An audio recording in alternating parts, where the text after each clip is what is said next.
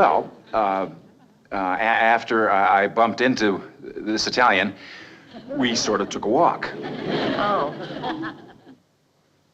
Well, is there anything wrong with an American tourist trying to make a good impression on his European cousin? We exchanged ideas. You know, it's really quite sad. Do you realize how hard it is for a European to get a working visa in the United States if you don't have a job waiting for you? This Italian cousin of yours, what sort of work does she do? Did I say it was a she? You didn't say it was a he, so I figured it had to be a she. No. A lady cousin. Yeah. Anyway, I thought you could use some help with the dinner party tonight.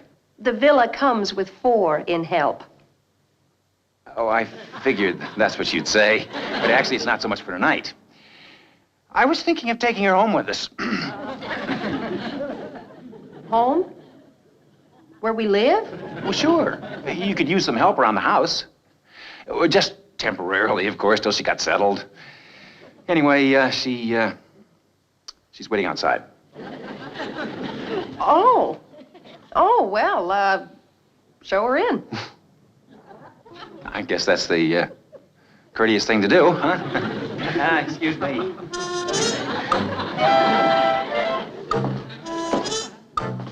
Vanessa, come in, please.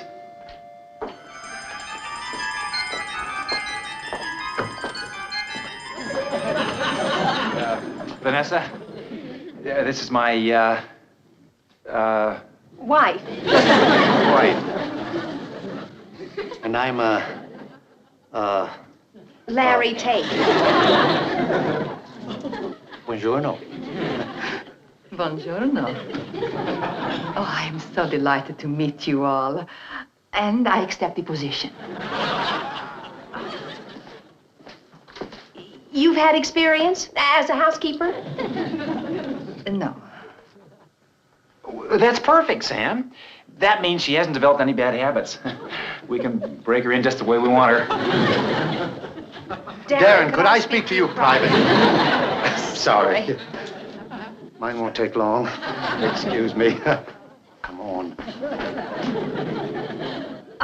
You'll be serving tonight, so why don't you go into the kitchen? One of the girls can find you an apron. I have to go upstairs and take care of something. Si, signora.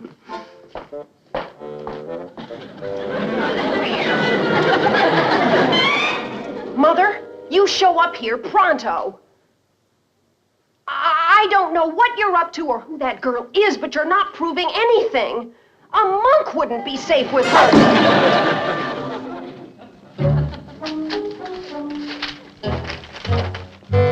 Monk or monkey, what's the difference?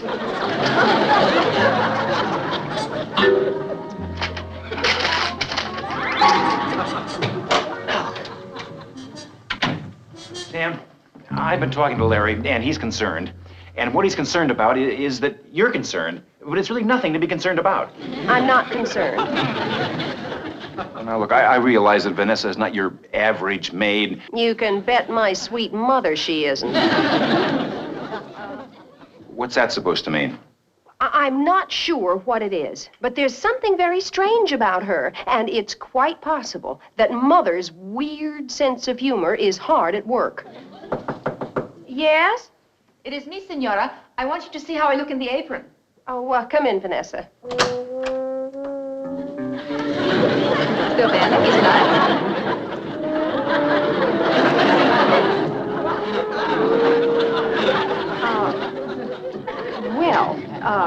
Vanessa, when I said an apron, I didn't mean just an apron. Now, why don't you be a good girl and go out backwards? And we'll make sure you get a uniform to go with that apron.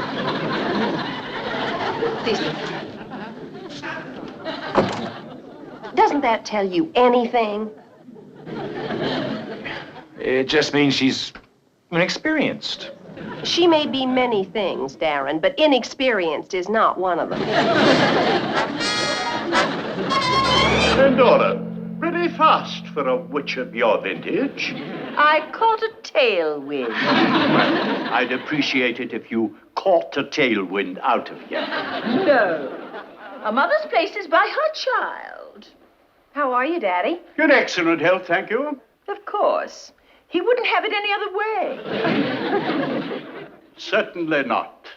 Let's not pretend you don't know why I'm here. Look, Daddy, I want you to know that Darrin and I had every intention of... Silence! I'm not blaming you. On the way over, I had time to think. You are innocent. It's that mortal you're married to who is guilty. He is the worm in the apple of my eye. That worm, that man, happens to be my husband. And he's kind, and he's sweet, and he's gentle. Ha! Gentle. A gentle mind by gentle deeds is known. For a man by nothing is so well betrayed as by his manners. Who'd you crib that one from? Silence! I am rolling. That's not a father. Eyes. That's not a father. Hands, organs, dimensions, senses, affections, passions. If you prick us, do we not bleed? If you tickle us, do we not laugh? If you poison us, do we not die? And if you wrong us, shall we not revenge? Get thee to a nunnery. Don't worry. I say it's a dummy, darling. Not too different from the real thing. Farewell. Bravo, Maurice! Thank you. Maurice, is that you? Maurice, you look marvelous. Naturally. Have you any final words to say before I zap you into outer... Darrin, Daddy is very angry with you. And he has every right to be. We should have at least called him in London, but, well, that would have given away our little surprise, and we wouldn't want to do that, would we, sweetheart? No, we wouldn't want to do that. Actually, we should have called you while in London to pay our heartfelt respects, but we weren't about to come empty-handed. And to buy a gift for someone with your exquisite sense of beauty takes time. And, well, Pablo doesn't work fast. Pablo? Pablo. Picasso?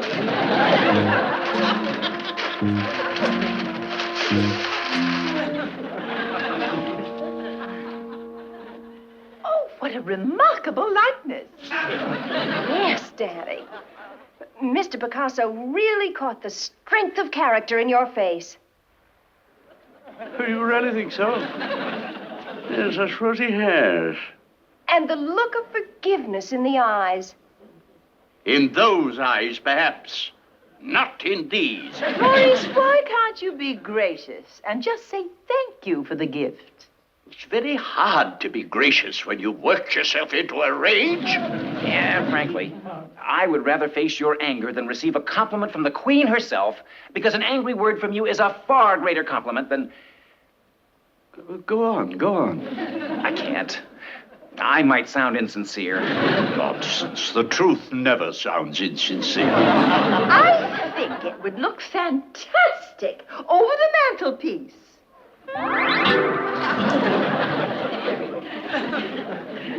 I ordered a halo, but Pablo must have forgotten. Let's not overdo. The painting is flattering enough. Yes, a little too flattering for my taste. Dustin, go into the other room. I want to have a little heart-to-heart talk with you. I am honored, sir.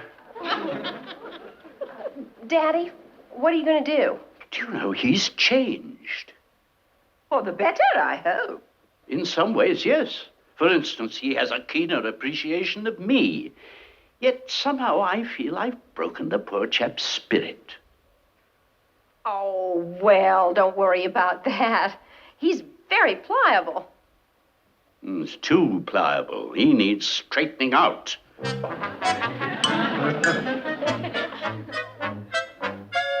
How long are you going to keep this up, Mother? For as long as Maurice remains in residence.